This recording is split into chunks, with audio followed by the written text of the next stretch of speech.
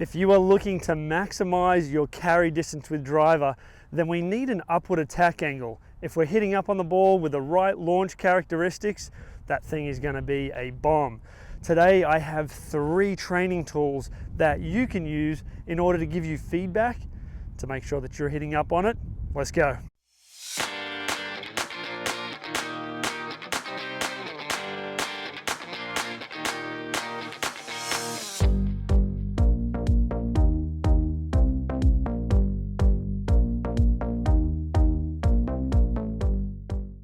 The 3 objects we're going to need today, number 1 is going to be this bendy gear tie here, and if you've seen any of my Instagram videos you will have seen this before. I've twisted this into a shape here that's kind of like a tree limb hanging out, and we'll anchor this into the ground, and that's going to be one of the things we'll use. I'm going to link this below in the description that you can check that out on Amazon.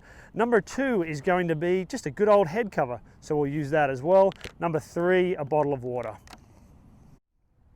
If you are new to the channel, go ahead and do those good old things, subscribe, hit the notification bell, just so that you don't miss out on anything. Lots of teaching videos, practice tips, training aid reviews, a whole bunch of stuff. So go ahead and hit that and we'll catch you in the next scene.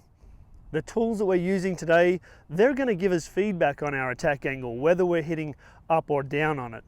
But how do we affect the attack angle to ensure that we're going to hit up on it?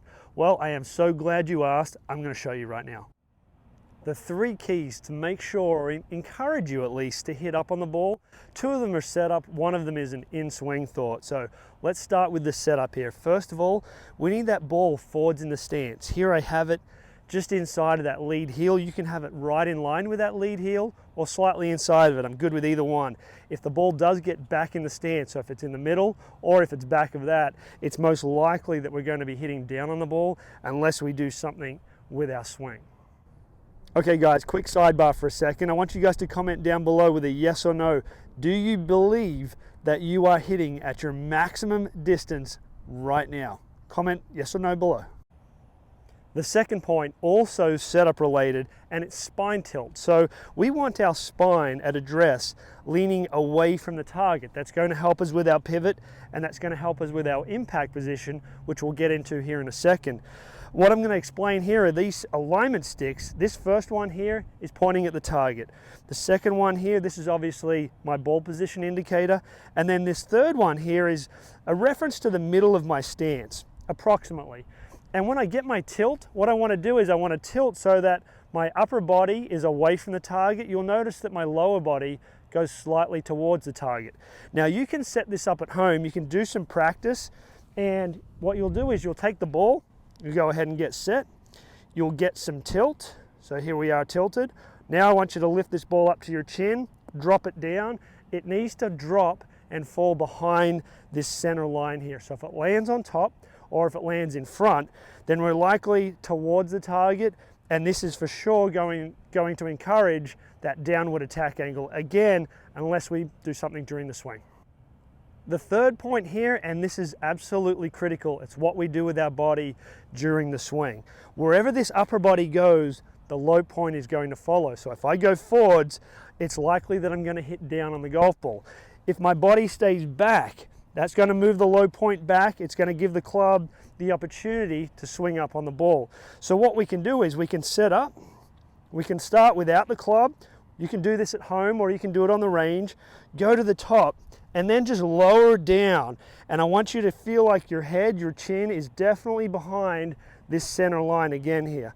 So swinging down, obviously by the finish, we're going to finish on top of that lead leg and we're in front of that center line. Let's rehearse it a couple of times. To the top, we're behind it. Impact, we're behind it. All the way through, we're in front of it. And then you can do the same thing with the club, just working to impact. Top of the backswing, we're behind it. Down into impact, upper body, staying behind that line. Again, practice this at home. Winter time for a lot of us right now, great at home practice.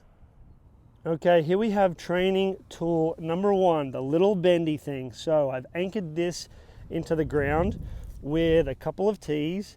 I have it before the golf ball. So you can see I've got a couple of alignment sticks down, the one at the target line, 90 degrees to the target line as my ball position indicator.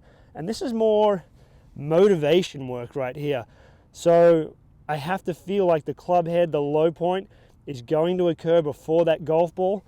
That's why the little bendy thing sits before the ball there. We have to pass the club head underneath the tree limb. Object number 2 is the head cover. The idea with these 3 objects is that there's something that we can have and we have available to us at any given time. Obviously, as long as we have our clubs and have our driver, we've got the head cover. We need to have the driver because that's what we're working on. The bendy thing, that lives in my golf bag. It doesn't come out, so I always have that. Finally, the water bottle, that's pretty accessible as well. Head cover time. All right, so I have this head cover about 12 inches. It's a little less than 1 shoe in front of the golf ball. Now, you could start with it a little further in front, and as you start to feel comfortable, move it closer. This is very tight here. I'm definitely gonna have to be hitting up on it. If I don't, then I'm gonna send that cover out onto the range. Not that far, but let's see it.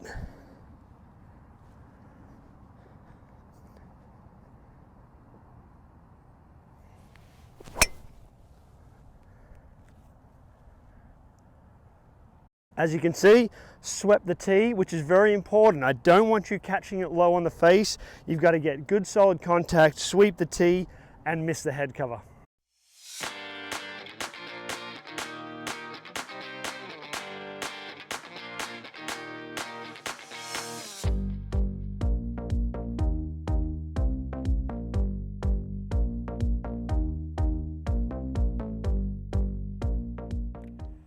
Finally, the water bottle. Didn't see that coming, did you? Okay, with the water bottle, I'm going to place it 1 water bottle length in front of the ball. Now, this is a full water bottle. The only thing with the water bottle, if you hit it, it's likely that water's going to go everywhere. It's not going to damage your club. It's not going to hurt you. If there are other people around, they may just pay attention to what you're doing. So if you're a little self-conscious or you don't want to spray everybody, maybe tip some of the water out, go half bottle. But you will want to have some water in there, otherwise the wind's going to blow it all over the place. So let's make sure we've got our key points down. Ball forwards, tilted behind it, stay behind it, sweep the tee and don't get wet.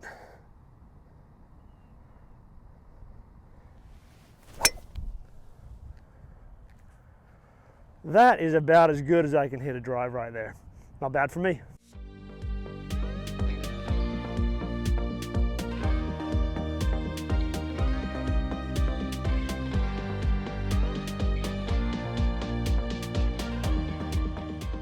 Okay, so let's recap. Let's make sure that we're in a position to where we can hit up on the ball. Setup wise, we need that ball forwards in our stance. We need some spine tilt away from the target.